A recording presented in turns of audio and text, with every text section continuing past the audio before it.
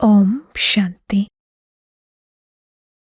March 8, 2026 యొక్క అవ్యక్త మురళి ఆధారంగా శుభచింతకులుగా అయి శుభచింతన చేస్తూ శుభవృత్తితో శుభవాయుమండలాన్ని తయారు చేసేందుకు యోగాభ్యాసం చేద్దాము.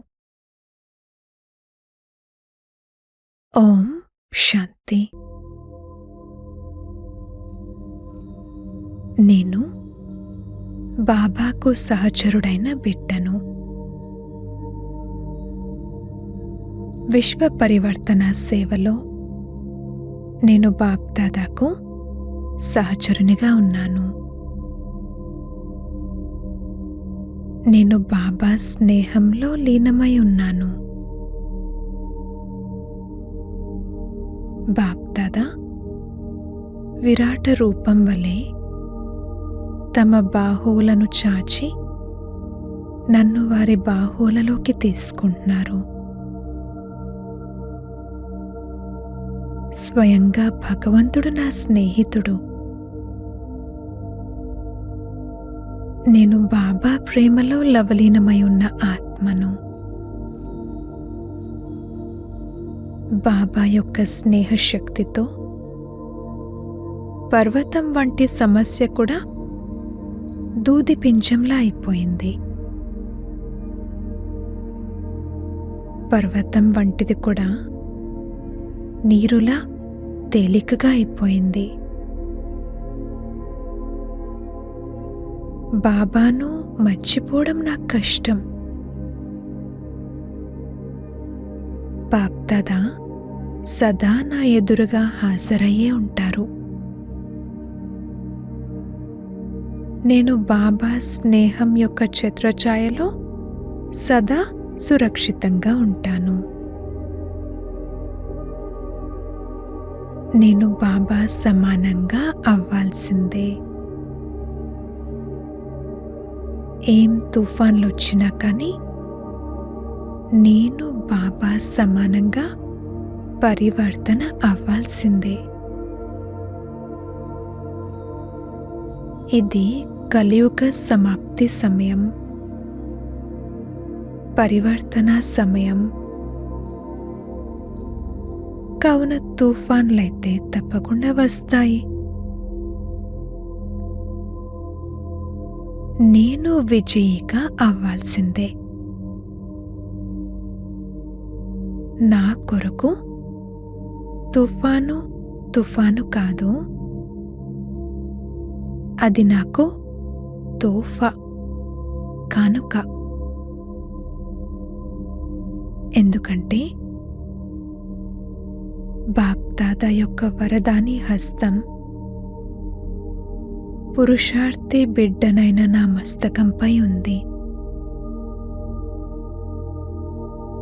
నేను దృఢతతో సఫలతను ప్రాప్తి చేసుకునే ఆత్మను.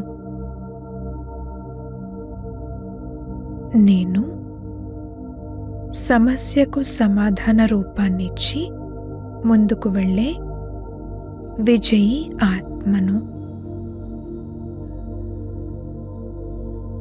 నేను జీరోను కూడా మరియు హీరోను కూడా. ఎటువంటి పరీక్ష వచ్చినా కానీ నేను సదా శుభచింతకునిగా ఉంటాను. ఎవరిలో బలహీనత కనిపించినా కానీ నేను దయార్థ హృదయునిగా అయ్యి శుభచింతకునిగా అయ్యి వారికి సహయోగాన్ని ఇస్తాను. అంతేకాని వారి పట్ల ద్వేషం పెట్టుకోను, వారి నుండి పక్కకు వచ్చేయను. వారిని క్షమిస్తాను. పరవశ ఆత్మల పట్ల నాకు ద్వేషం కలగదు. శుభచింతన ద్వారా వ్యర్థ సంకల్పాల నుండి ముక్తునిగా ఉంటాను. స్వయం కోసం స్వమానాల లిస్ట్ ఎదురుగా పెట్టుకుంటాను. మనసు యొక్క టైం టేబుల్ పెట్టుకుంటాను. రియలైజ్ అవుతూ రివైజ్ చేసుకుంటూ సంగమయుగంలో ఆనందంగా ఉంటాను. నేను శుభవృత్తి ద్వారా శుభ వాయుమండలాన్ని తయారు చేస్తాను. మొత్తం విశ్వంలో, ప్రకృతిలో, సర్వాత్మలలో, బ్రాహ్మణాత్మలలో దృఢత ద్వారా, త్యాగం ద్వారా శుభ వాయుమండలాన్ని తయారు చేస్తాను. నెగటివ్ను పాజిటివ్లోకి పరివర్తన చేస్తాను. బాప్దాదా, అడ్వాన్స్ పార్టీ, ప్రకృతి అందరూ నా కోసం ఎదురు చూస్తూ ఉన్నారు.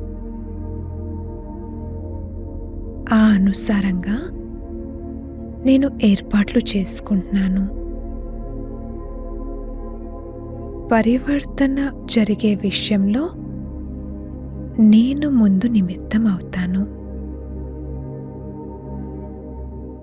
నేను ఎవరిని కలిసినా వారికి నా ముఖం ద్వారానైనా, నా నడవడిక ద్వారానైనా, వాచా ద్వారానైనా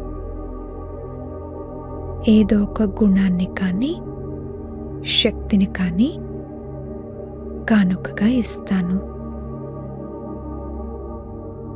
నేను ఇచ్చే దేవతను.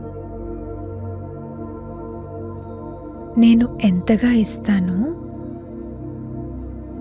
అంతకంటే ఎక్కువ నాకు తిరిగి లభిస్తుంది. నేను శుద్ధ వాయుమండలాన్ని తయారు చేస్తున్నాను. ఓం శాంతి.